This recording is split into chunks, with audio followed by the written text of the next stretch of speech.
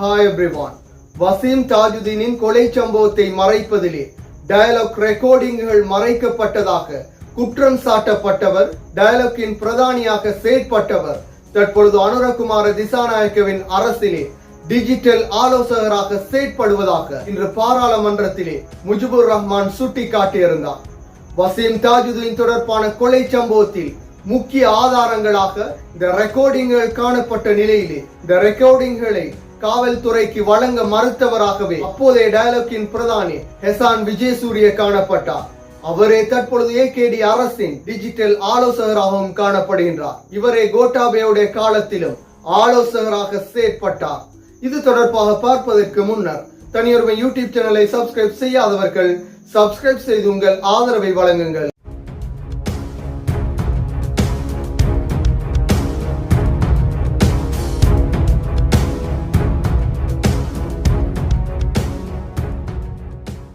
இன்று பாராளுமன்றத்திலே முக்கியமான விடயங்கள் கலந்துரையாடலாகவும் விவாதமாகவும் நடைபெறுகின்றது. இதிலே முஜிபுர் ரஹ்மான் உரையாற்றும் பொழுது வசீம் தாஜுதீனின் கொலை சம்பவத்துடன் தொடர்பு பட்ட சில தகவல்களை கூறியிருந்தார். அதில் மிக முக்கியமாக வசீம் தாஜுதீனின் கொலை சம்பவத்துடன் தொடர்பு பட்ட ரெக்கார்டிங்குகளை அப்போது மறைத்த டயலாக்கின் பிரதானியாக செயற்பட்டவர் ஹெசான் விஜயசூரிய என்பவர். அவரே தற்பொழுது அனுரகுமார திசாநாயக்கவின் ஆட்சியில் டிஜிட்டல் ஆலோசகராக செயற்படுவதாக கூறியிருந்தார். இவ்வாறான நிலையில் எவ்வாறு நீதியான விசாரணைகள் நடாத்தப்பட்டு தீர்ப்புகள் கிடைக்கும் என்ற கேள்வியும் எழும்பியுள்ளது. அதே போன்று இது தொடர்பாக நலின் அவர் குறிப்பிடும் பொழுது எந்த விதமான கொடுப்பனவுகளும் சம்பளங்களும் இன்றி ஹெசான் விஜயசூரிய பணியாற்றுவதாகவும் இதையும் வசீம் தாஜுதீனின் கொலை சம்பவத்தையும் பின்னி பார்க்க வேண்டாம் என கூறியிருந்தார். என்றாலும் இதற்கு பதில் வழங்கிய முஜிபுர் ரஹ்மான் ஹெசான் விஜயசூரிய கோட்டாபய ராஜபக்சவின் காலத்திலும் இலவசமாக சம்பளங்கள் பெறாத நிலையில் ஆலோசகராக செயற்பட்டார்.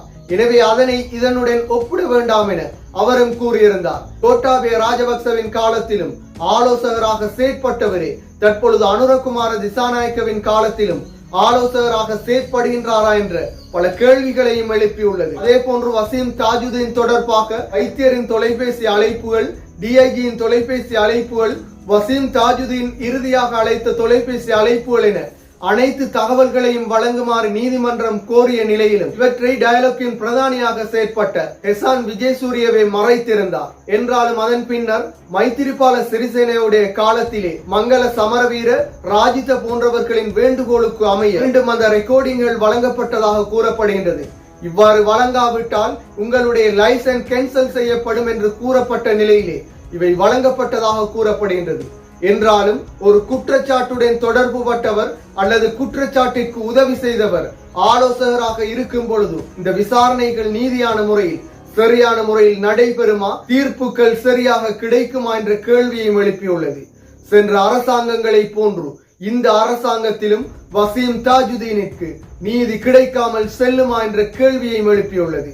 மீண்டும் ஒரு வீடியோ பதிவில் சந்திக்கும் வரை தனியொருமை யூடியூப் சேனலை சப்ஸ்கிரைப் செய்யாதவர்கள் சப்ஸ்கிரைப் செய்து உங்கள் ஆதரவை வழங்குங்கள்.